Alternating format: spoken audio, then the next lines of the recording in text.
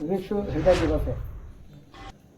विश्व हृदय दिवस है और आज मैं सुपर स्पेशलिटी अस्पताल में सिर्फ इसलिए गया था कि 3 बहुत ही गरीब परिवार की महिलाओं का 2 दिन पहले बाईपास सर्जरी हुआ था, हार्ट का बाईपास सर्जरी, जिसमें एक बाईपास हुआ है, 2 ये वॉल्व रिप्लेसमेंट था, उसमें तीनों में हार्ट खोलना पड़ता है। कभी हम सोच सकते थे कि रीवा में कोई ऐसा अस्पताल सरकारी बन के तैयार होगा जहाँ पर बाईपास और ओपन हार्ट सर्जरी का ऑपरेशन होगा।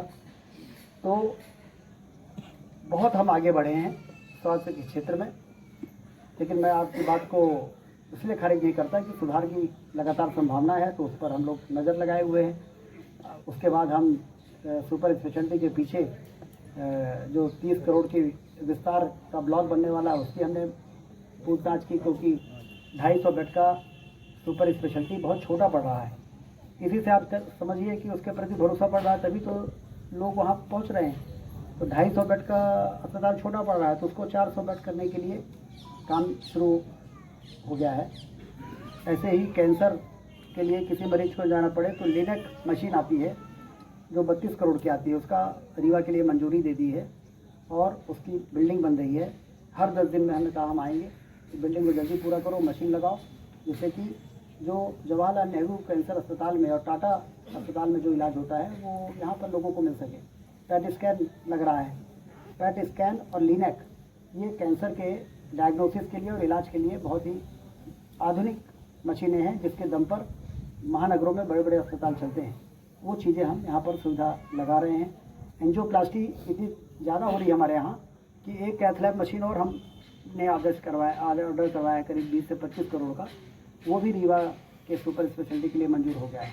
तो आप की जो बात है, मैं हमेशा इस बात का पक्षधर हूँ कि लगातार इसमें हमको काम करना है। हमें जब तक हमारे ब्लॉक लेवल पर सामुदायिक स्वास्थ्य केंद्र जिला अस्पताल के स्तर पर अपग्रेड नहीं हो जाते, तब तक हमारा हेल्थ में काम अधूरा है। इसलिए उसको हम जिला अस्पताल के स्तर पर बनाएंगे, जिससे हमारे जिला अस्पताल में भी ज़रूरत से ज़्यादा भीड़ ना हो।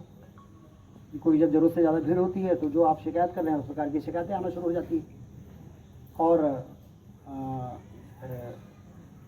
इस दिशा में डॉक्टर मोहन यादव जी की सरकार, प्रधानमंत्री नरेंद्र मोदी जी की सरकार के साथ तालमेल बना के और हेल्थ पैरामीटर में मध्य प्रदेश को हिंदुस्तान का सबसे बेहतर राज्य बनाने का प्रयास कर रही है। स्वास्थ्य से जुड़ा एक और सवाल था, रीवा में एक लड़का है इसी से पीड़ित है, इस पर क्या कहना है? इस पर हमारी 3 दिन पहले बात हुई है और भोपाल से CMHO को मैसेज आ गया है, उसको हम मेदांता पहुँचाएँगे और शायद साल भर में उसका 4-5 लाख रुपए का रेगुलर इलाज कराना पड़ेगा। जो बीमारी है उस बीमारी पे जब एम्स में पिछली बार भेजा गया था तो ये कहा गया था कि इनके इलाज के लिए 4 से 5 लाख रुपए हर महीने खर्च होगा। तो वो सारी व्यवस्थाएं जो होगी वो हम लोग करेंगे। प्रायः देखा जाता है सर जो है डॉक्टरों की कमी है, क्या प्रदेश स्तर पर कार्रवाई? 30,000 लोगों की भर्ती हम करने जा रहे हैं, जिसमें लगभग 3,000 डॉक्टर हैं। इसके लिए जो स्टैंडर्ड है, मानक है, उसको हमने इन पिछले 7-8 महीनों में मंत्रिमंडल से मंजूर कराने में सफलता प्राप्त की है। इसका मतलब ये है कि स्वास्थ्य विभाग में जब तक मानव संसाधन स्वर्णिम भविष्य का जो फल है वो आने वाली पीढ़ी को ही मिलना है, लेकिन आने वाली पीढ़ी यदि उस फल को खाने के योग्य नहीं बचेगी तो सारा विकास व्यर्थ हो जाएगा, निरर्थक हो जाएगा। इसलिए इस दिशा में भी काम किया जा रहा है। इन सब में आप सबकी भूमिका भी बड़ी महत्वपूर्ण है, क्योंकि आपके द्वारा इलेक्ट्रॉनिक और प्रिंट मीडिया में इस तरह के मुद्दे जो लगातार उठाए जाते रहे हैं, उसी ने मुझे भी इस दिशा में काम करने के लिए प्रेरित किया है। और अब हम लोगों ने ठान लिया है कि जड़ पे जाकर और प्रहार करना है और इस समस्या से मुक्त करना है, जिससे जो सुनहरा भविष्य है वो विकास जो है वो वरदान बने। ये विकास अभिशाप न बने, वरदान बन जाए, इसके लिए हम लोग काम कर रहे हैं। तो कुल मिला के आज आप सबको बुलाकर और 3 तारीख को जो कार्यक्रम हाउसिंग बोर्ड ने पुनर्गठनीकरण योजना के अंतर्गत जो इस काम को पूरा कराया है, बगल में हमारा ये सर्किट हाउस आप देख रहे हैं, ये बहुत ही बड़े बड़े महानगरों में इस प्रकार के सर्किट हाउस आपको नहीं मिलेंगे।